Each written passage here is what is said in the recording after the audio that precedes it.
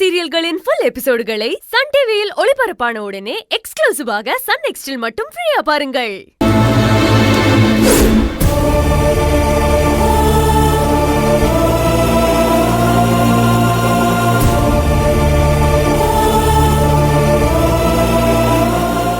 அண்ணே, பொண்ணை எப்படியாச்சும் வெயில்ல வெளியில கொண்டு வந்து உன் கூட சந்தோஷமா வாழ வைக்கணும்னு தான் அப்படி பேசினேன். ஆனா பொண்ணுக்கு பின்னாடி இவ்வளவு பெரிய பிரச்சனை இருக்குன்னு கொஞ்சம் கூட நான் நினைச்சு பார்க்கல. மறுபடியும் நம்ம நிம்மதி இல்லாம வாழ்க்கையை தான் வாழ போறோமா? குட்டிமா, கண்டிப்பா சரணோட அப்பாவும் அம்மாவும் சரணனை தேடுவாங்க. போலீஸ்ல கம்ப்ளைண்ட் கொடுப்பாங்க. போலீஸ் விசாரணை பண்ணோம். விசாரணையில் கண்டிப்பா பொண்ணியோட பேரும் வரும். யாருக்கும் எந்த கெடுதலும் பண்ணாத நமக்கு மட்டும் ஏன் இப்படி எல்லாம் நடக்குது? அந்த சாமி நம்மள நிம்மதியாவே வாழ விடாதா? மத்தவங்க மாதிரி எந்த பிரச்சனையும் இல்லாத ஒரு நிம்மதியான வாழ்க்கை நம்மளால வாழவே முடியாதா? நம்ம குடும்பம் இன்னும் எவ்வளவு பிரச்சனையை தான் சந்திக்க போகுதோன்னு நினைச்சா வேதனையா இருக்கு. இப்ப சொல்லு குட்டிமா, பொண்ணி உள்ள இருக்கிறது தானே அவளுக்கு நல்லது. நம்ம அவளை பெயில எடுத்தோம்னா நாமளே அவளை போலீஸ்ல பிடிச்சி கொடுத்த மாதிரி ஆயிடும். புள்ளி இருக்கட்டும், முடிஞ்ச அளவுக்கு அவளை காப்பாற்றுறதுக்கு நான் போராடுவேன். அப்படி முடியலனா வேற வழியே இல்லை. நான் தானே சரணனை புதைச்சேன், நான் தான் அவனை கொண்டேன்னு போலீஸ்ல சரணன் ஆயிடுவேன். அண்ணே, அவசரப்பட்டு அப்படியெல்லாம் பண்ணிடாத. அடுத்து என்ன பண்ணலான்னு நம்ம யோசிப்போம்.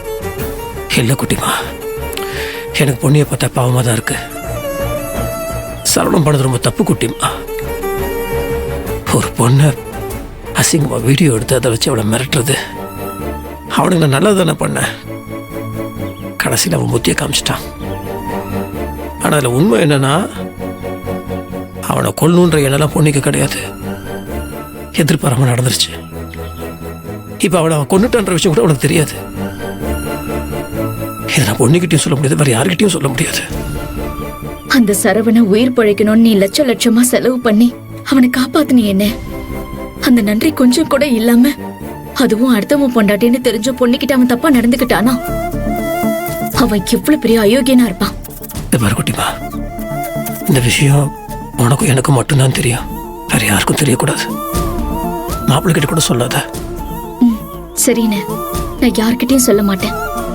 நான் கடத்தப்பட்ட கேஸ் சாதாரணமானதுதான், எப்ப வேணாலும் வாபஸ் வாங்கிக்கலாம்.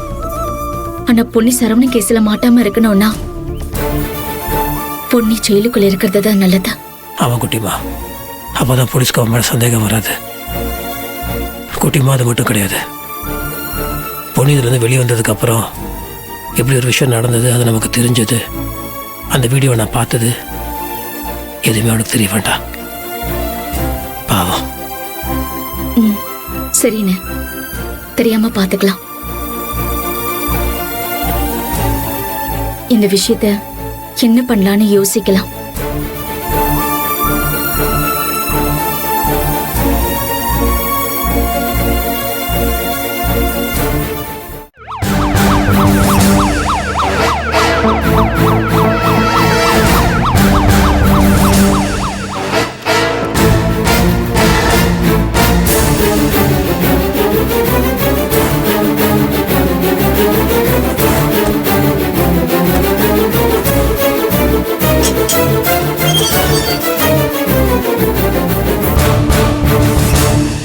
மேடம்,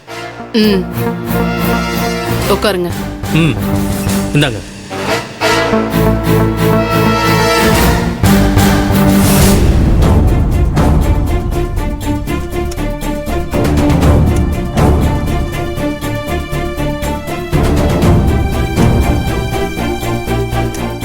ஓகே மேடம், நான் வரேன். வாங்க. கான்ஸ்டபிள் மேடம், இவங்களை கூட்டிட்டு போங்க. வாங்கம்மா.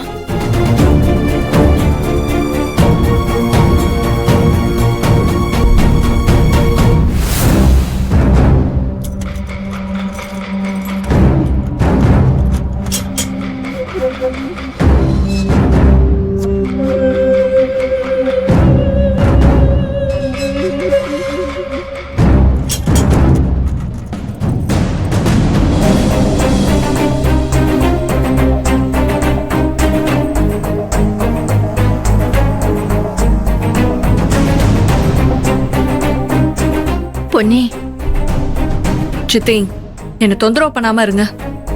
நான் கொஞ்சம் தனியா இருக்கணும். தப்புனா தப்பு தாங்க ஐயா. அவங்களுக்கு தண்டனை கொடுக்கணும் ஐயா.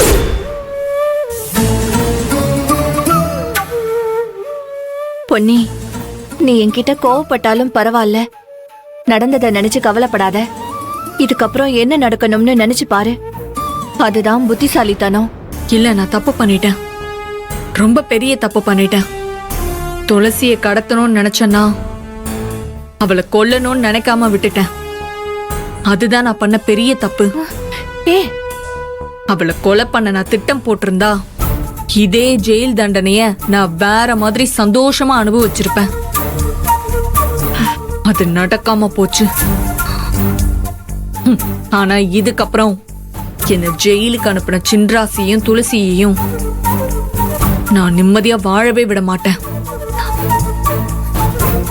அதுக்கு எப்படியாச்சும் நம்ம வெளியில போய் ஆகணும். வெளியில போகணும்னு சொன்னா எப்படி பொன்னி போக முடியும்?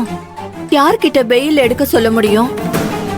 நானோ முத்தைய மாமாவோ வெளியில இருந்தா கூட பரவாயில்ல, உன்னை பெயில் எடுப்போம். நீ, நானு, முத்தையா மாமா எல்லாருமே ஜெயில இருக்கோமே.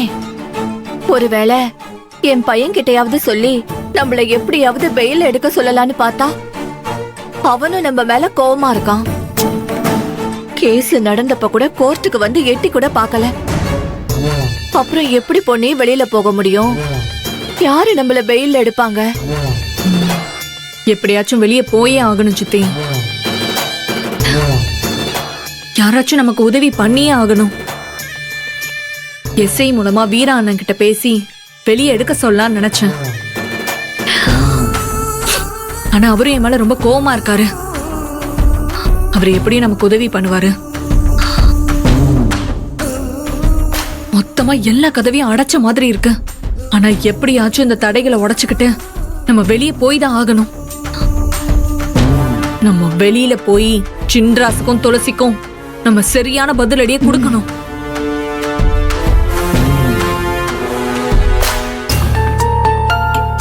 இது பாருங்களேன், இந்த கோர்ட்ல வந்து நின்னானுங்களே அந்த பொம்பளைங்க கொலகார பசங்க, அவங்க தான் என் பொண்டாட்டியை கடத்தி சித்திரவதை பண்ணியிருக்கானுங்க. அவ மயங்கி உழுற அளவுக்கு தலையில அடிச்சிருக்கானுங்க அவனுங்க. என் பொண்டாட்டி கூண்டில் நிற்கும்போது சொன்னா இல்ல, அப்படியே என் உடம்புலாம் கொதிச்சிச்சுங்க. அப்படியே அவனுங்க எல்லாரையும் அங்கேயே வெட்டி சாவடிச்சிருக்கணும்னு நினைச்சேன். கோர்ட்டுன்றதுனால தான் பார்த்தேன். இது பாருங்களேன், அவ ரொம்ப வேதனைப்பட்டிருக்கா. அவ எந்த அளவுக்கு வேதனைப்பட்டாலோ அதை விட 100 மடங்கு இல்ல 1000 மடங்கு அவனுக்கு தண்டனை அனுபவிக்கணும். ஒருத்தனை இந்த கேஸ்ல இருந்து தப்பிக்கவே கூடாது. உண்மை உங்க பக்கம் இருக்கிறப்ப நீங்க எதுக்கு தேவையில்லாம கவலைப்படுறீங்க?